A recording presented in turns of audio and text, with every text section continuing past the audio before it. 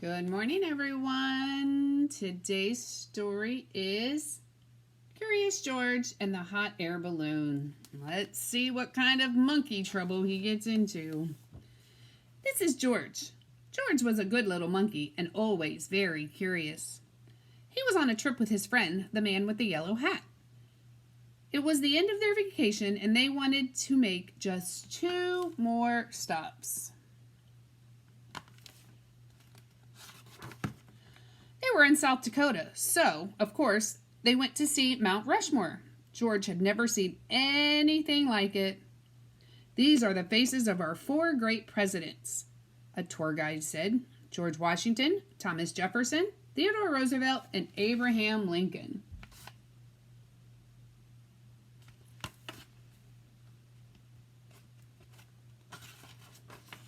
"Look," said a girl, "there's something crawling on George Washington's head." The tour guide explained that some workers were making repairs to the faces. George watched the workers. Then he saw a helicopter fly by. It was taking tourists for a close-up look. George thought that would be fun. "Maybe we can take a ride later," the man said. "But now we need to leave or we'll be late for the hot air balloon race."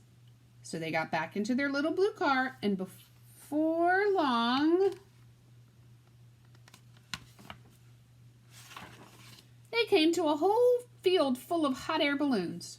George was delighted to see such big balloons.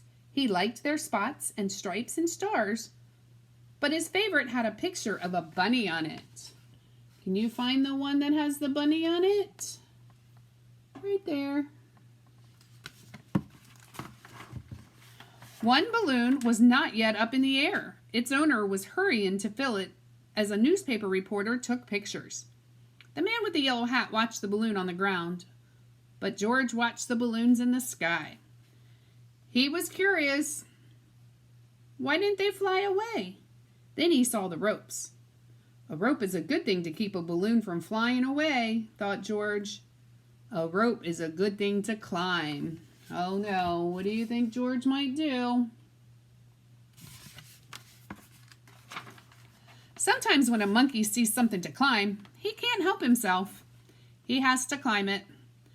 George thought he would climb just one rope, then quickly climb down. But then George climbed up.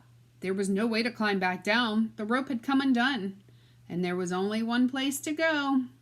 Up, up, up went the balloon, and George went with it.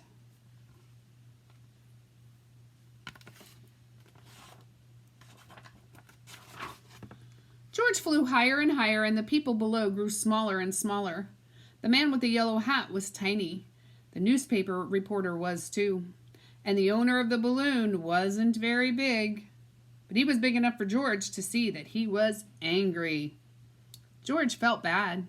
He didn't mean to take the balloon. He didn't even know how to fly it. As the wind whisked him away, he wished he had someone to help him. But he was all alone. How do you think that made George feel?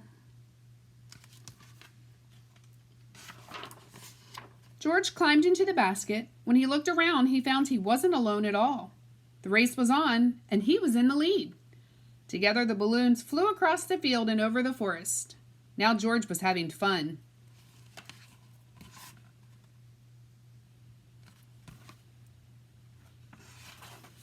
But before he knew it, George was alone again, and all the fun was gone. Flying by himself high in the sky, George was frightened. How would he ever get down, he wondered. Oh, if he only hadn't climbed that rope. Suddenly the wind changed and George saw something familiar. He was excited. Someone was sure to help him now. In fact, there was someone right in front of him.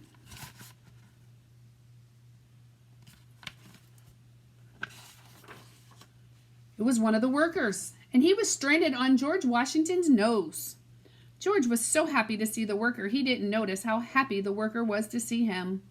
Slowly, the balloon floated closer. Would it come close enough? It did. The worker grabbed onto the rope and climbed up. Soon he was in the basket with George. Hooray! George was rescued. Hooray! The worker was rescued too. They sailed up over George Washington's head and landed safely in a tree. Soon a whole crowd came to rescue them both.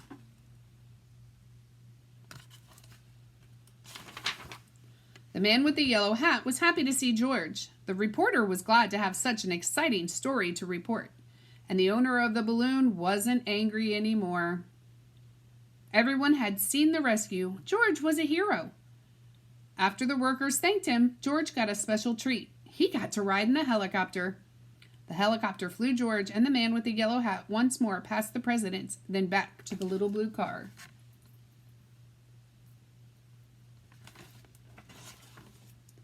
As they drove away, the man said, "That was some vacation, George." George agreed. It was an exciting vacation, but they were both very happy to go home. The end. Have a great day.